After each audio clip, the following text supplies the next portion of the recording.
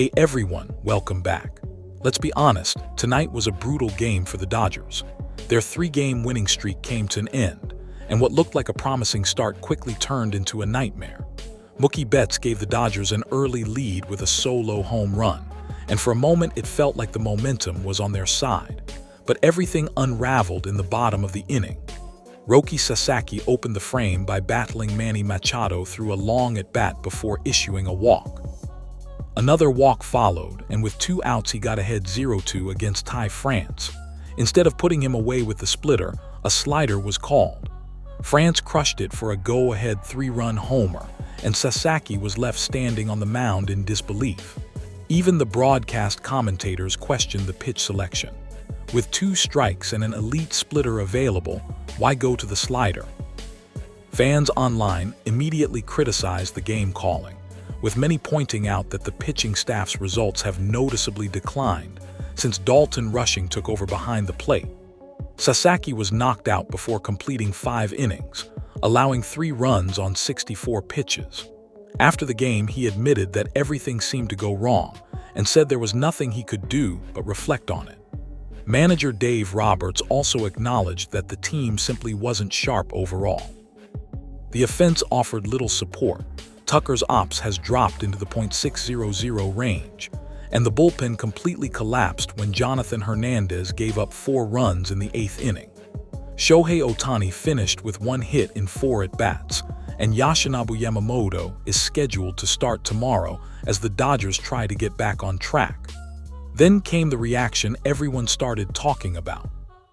Hall of Fame legend Randy Johnson appeared on an Arizona sports radio show and delivered a fiery response to the game. "Roki, listen to me," Johnson said. "If the pitch calling is bad, get angry on the mound. Show some fire. Right now you're losing the mental battle. Come work with me once and I'll help make you one of the toughest pitchers in baseball." The host was stunned by how intense he sounded. "Honestly, tonight was awful," Johnson continued. Sasaki's pitching, the pitch calling, Tucker's lazy-looking swings, Hernandez throwing batting practice, it was all bad. The only guy who looked like he was truly fighting was Shohei Ohtani. When asked specifically about Sasaki, Johnson made it clear that his criticism came from belief, not disappointment. "I'm not yelling because I've given up on him," he said. "I'm yelling because I see enormous potential. When I was young, I struggled with command too. What changed my career was finding the right guidance and developing the right mindset. That's what Roki needs." Johnson said the biggest problem was Sasaki's body language. "After the walks, I saw him looking down," he said. "That's the moment the inning turned. You're ahead 0-2, you've got a world-class splitter and you choose a low slider. I don't understand it." The splitter had already generated swings and misses. That was the pitch to finish the at-bat. He then turned his attention to the catcher. "That's where the real problem was," Johnson said. "A catcher's job is to understand which pitch is working that day and use it in the biggest moments. At 0-2, you can waste a pitch, bury a splitter in the dirt, do almost anything. But asking for a slider that clearly wasn't sharp tonight, that tells me the catcher wasn't reading the pitcher properly." Johnson also referenced a recent incident in which Rushing had reportedly been criticized by both Ohtani and the coaching staff. "That's what frustrates me," he said. "He was already called out recently, and yet we're seeing the same mistakes again. A catcher isn't just there to receive pitches. He's supposed to stabilize the pitcher mentally. When a young pitcher starts losing command, you go to the mound and calm him down. I didn't see that tonight." Then Johnson shifted to Ohtani. "Honestly, I feel bad for Shohei," he said. "That first-inning single to right field was the brightest moment of the game for the Dodgers. He's hitting home runs, dominating on the mound, and carrying this team every night. I know what it feels like when the offense doesn't support you, but great players keep competing anyway. That's exactly who Shohei is." Asked about the rest of the lineup, Johnson praised Betts and Freddie Freeman for showing signs of life, but he didn't hold back when discussing Tucker. "Betts looks like he's finding his rhythm again, and Freeman did his job," he said. "But Tucker stood out for all the wrong reasons. A player making that kind of money can't be putting up a .600 ops with body language that says he's not fully engaged. If I played like that, I'd be embarrassed to sit in the dugout." He also defended frustrated fans. Fans pay to watch this team, Johnson said. Those paychecks come from the people in the stands. One player with no energy can drag down an entire clubhouse. Shohei can fight all he wants, but if that atmosphere spreads, the whole team feels heavy. And finally, he unloaded on Jonathan Hernandez. The moment he entered the game, I said, "Here comes another gift for the opponent," Johnson said. The Dodgers were still within striking distance, and he turned it into a blowout by himself. I hate saying it, but fans are already preparing to leave when he comes in. Shohei tried to spark the team early, and those efforts were erased in the 8th inning. Johnson ended with one final message for Sasaki. "Roki, I still believe in you," he said. "I see the kind of fastball that can overpower hitters at the highest level. That's why I'm hard on you. Don't look down when things get tough. Stand tall on the mound and show everyone you're still in control. You have a teammate like Shohei fighting every single night. Use that as fuel. Come work with me someday, and I'll help turn you into a true ace." Pedro Martinez wrapped up his comments with one final criticism aimed at Tucker. A player making that kind of money shouldn't be posting an ops in the .600s and then sitting in the dugout looking completely unfazed after being pinch hit for, Pedro said. "If he were my teammate, I'd pull him aside in the clubhouse and have a serious conversation. That's how much this kind of attitude can affect a team." He explained that one player's lack of urgency can slowly spread throughout an entire clubhouse. When even one player isn't fully committed, that mindset becomes contagious, he continued. Shohei came out in the very first inning trying to ignite this team, but if the energy in the dugout never rises, that's a much deeper issue. Tucker needs to remember why he's here and what this organization expects from him. When asked for one final message to Shohei Ohtani, Pedro didn't hesitate. "Shohei, you're truly one of a kind," he said. "During my entire career, I never saw anyone who could dominate both on the mound and at the plate the way you do.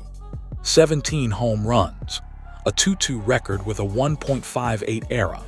Either one of those accomplishments alone would make for an incredible season, but you're doing both at the same time. Even when the team falls apart around you like it did tonight, you never stop competing. That mentality is the greatest gift you can give your teammates. As long as Shohei Ohtani is on this roster, I still believe the Dodgers are one of the most dangerous teams in baseball. Roki, keep watching him. Learn from the way he prepares, the way he competes, and the way he responds to adversity. When this team finally starts playing as one, they'll be nearly impossible to beat. I can't wait to see that day." After Pedro's passionate remarks, another baseball legend stepped into the conversation. Former Yankees ACC Sabathia shared his thoughts during an episode of his New York-based podcast, R2C2, where he offered his own breakdown of the Dodgers' disappointing loss to the Padres. When asked what stood out most, Sabathia immediately brought up Shohei Ohtani.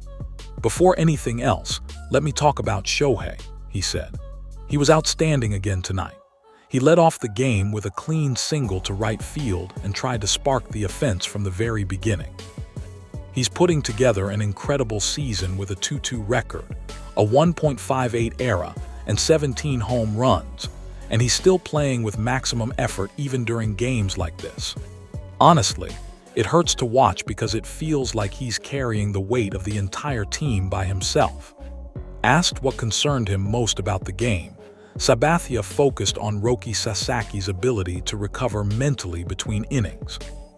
"One thing I always emphasized during my years with the Yankees was resetting after every inning," he explained. "If I had a great inning, I carried that confidence into the next one. If I had a bad inning, I left it behind the moment I walked into the dugout. By the time I sat down, my mind was already focused on getting the next 3 outs. Watching Roki tonight, I could tell he never truly recovered after giving up that 3-run homer. You could see it on his face and in his body language. He carried that frustration with him, and that's what worries me the most." Sabathia stressed that mechanical issues can always be fixed, but mental habits are much harder to overcome. Command can improve, mechanics can be adjusted, but if a pitcher develops the habit of carrying bad innings onto the mound, that's a much bigger problem. He then shared a lesson from his own career. "When I was younger, I struggled with that too. One of my teammates finally told me, when you sit in the dugout looking defeated, you're giving the other team exactly what they want. I've never forgotten those words. Roki needs someone in that clubhouse who will tell him the same thing. Sabathia also questioned whether Sasaki has enough veteran support around him. When I was with the Yankees, I had teammates like Derek Jeter, Jorge Posada, and others who always came to the mound when things got tough. They reminded me I wasn't out there alone. That's what helps create an ace. Watching the Dodgers tonight, I wasn't sure Roki had that kind of support. Even when Dalton Rushing walked to the mound, I couldn't tell what message he was trying to deliver. A catcher isn't supposed to change mechanics during a mound visit. His job is to calm the pitcher down and help him breathe. After everything that's already happened this season, I still don't think Rushing is handling that responsibility well enough. When asked what he'd say directly to Sasaki, Sabathia made it clear he still believes in him. "Roki, I haven't given up on you," he said. "Every time I see that splitter, I get chills. I honestly wish I had a pitch like that during my career, but talent alone isn't enough to become a true ace. A starting pitcher has to recover after getting hit, settle the game down, and keep competing deep into the later innings. I threw more than 3,300 innings during my career, and the hardest part was never the physical side. The toughest challenge was facing the very next hitter after giving up a big hit. That's what you have to learn. Forget the last pitch, forget the last batter, focus only on the next one." Turning to the offense, Sabathia praised Mookie Betts, Freddie Freeman, and Ohtani, but once again criticized Tucker. Mookie did his job with the home run. Freddie created scoring opportunities. Shohei kept fighting from the first pitch, but Tucker simply wasn't matching their intensity. I'll be honest, a player earning that kind of contract shouldn't be producing at this level. When I signed a big contract with the Yankees, I felt the responsibility every single time I stepped onto the field. Fans spend their money expecting effort and accountability. Looking at Tucker's body language after being pinch hit for, I just didn't see that sense of responsibility. Sabathia also had strong words about Jonathan Hernandez. Watching that 8th inning was painful. The Dodgers were still within reach, and he single-handedly turned the game into a blowout. A relief pitcher is supposed to put out fires, not pour gasoline on them. If I were making the decisions, I'd send him back to AAA and let him rebuild his confidence before bringing him back. He finished with one final message. Without Shohei Ohtani, tonight would have been even more disappointing. He came out fighting from the very first inning, but the rest of the team couldn't match his intensity. I genuinely felt sorry for him. That said, I still believe in Roki Sasaki. He's only 24 years old and has a long career ahead of him. Don't forget how this game felt. The next time adversity hits, keep your head up, stay composed, and show everyone that you're ready for the next pitch. What was supposed to be another step forward for the Dodgers turned into a complete disaster. Their 3-game winning streak came to an abrupt end after a frustrating loss that exposed problems on both sides of the ball.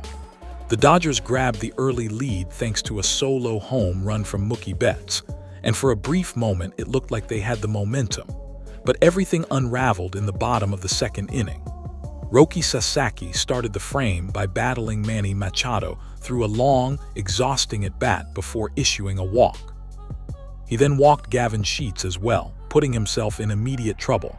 With 2 outs and a 0-2 count against Ty France, Sasaki threw a slider that caught too much of the plate. France didn't miss it, launching a 3-run homer that completely flipped the game. Sasaki stood on the mound in disbelief as the Padres celebrated. During the broadcast, analyst Ito questioned the pitch selection. With 2 strikes and one of the best splitters in baseball available, why call for a slider? It was a decision that immediately sparked debate among fans, many of whom criticized catcher Dalton Rushing for the sequence. Some even pointed out that the team's pitching numbers have noticeably declined since Rushing took over behind the plate. Sasaki's outing ended early after allowing 3 runs in just over 5 innings. After the game, he admitted that everything seemed to go wrong and said all he could do now was learn from it. Manager Dave Roberts also acknowledged that the club simply wasn't sharp in any phase of the game. The offense failed to provide much support. while the bullpen completely collapsed when Jonathan Hernandez surrendered 4 more runs in the 8th inning, putting the game completely out of reach. Shohei Ohtani finished with 1 hit in 4 at-bats, and Yoshinobu Yamamoto is expected to take the mound in the next game as the Dodgers try to bounce back. Following the disappointing loss, Hall of Fame legend Randy Johnson joined a local Arizona sports radio show and didn't hold back when asked about the Dodgers' performance. "Roki, listen to me," Johnson said. "If you don't like the pitch that's being called, show some emotion. Fight for yourself out there. You're losing the mental battle before the hitter even steps into the box." He continued, "Come spend 1 season with me, and I'll teach you how to become one of the toughest pitchers in baseball." The hosts were stunned by Johnson's intensity, but he wasn't finished. "That game was ugly from start to finish," he said. "The pitching, the game management, the bullpen, almost everything fell apart. The only player who looked like he was truly competing from the first pitch to the last was Shohei Ohtani." When asked specifically about Sasaki's struggles, Johnson made it clear that his criticism came from belief rather than disappointment. "I'm not yelling because I've given up on him," he explained. "I'm yelling because I know how much talent he has. I struggled with my command early in my own career too, until I met the right people who changed the way I approach pitching. Roki needs that same guidance, but more importantly, he needs confidence." Johnson pointed to Sasaki's body language after issuing back-to-back walks. "The moment I saw his shoulders drop, I knew trouble was coming. Once a pitcher starts looking defeated, hitters can sense it immediately." That's exactly what happened before the home run. He then questioned the crucial pitch selection. "Within 0-2 count, why are you throwing a slider? You have one of the nastiest splitters in baseball. That's the pitch hitters fear. Finish the at-bat with your best weapon." When asked if the responsibility also fell on catcher Dalton Rushing, Johnson didn't hesitate. "Absolutely. A catcher has one job above everything else: understand what your pitcher has working that day." Rushing never seemed to recognize that Sasaki's slider wasn't sharp. Instead of adjusting, he kept calling for a pitch that clearly wasn't there. Johnson added that in 0-2 count gives the battery every possible advantage. You can throw a splitter in the dirt. You can waste a pitch. You can expand the zone. There are countless options. Calling a slider that wasn't working made no sense. He also referenced recent criticism Rushing had already received. He was already called out after the Twins series, and now we're seeing the same mistakes again. A catcher isn't just there to receive pitches. He's responsible for keeping his pitcher mentally locked in. When your starter is losing confidence, you walk to the mound, calm him down, and remind him he's still in control. I didn't see any of that tonight. Johnson then turned his attention to Shohei Ohtani. "I honestly feel bad for Shohei. His first inning single showed exactly how locked in he is." That was one of the few bright moments for the Dodgers all night. He praised Ohtani for continuing to perform at an elite level despite the team's struggles. "He's producing as both a hitter and a pitcher while carrying enormous expectations every single day. I've been on teams that couldn't give me enough run support, so I know how frustrating that can be. But great competitors keep fighting, and that's exactly what Shohei continues to do."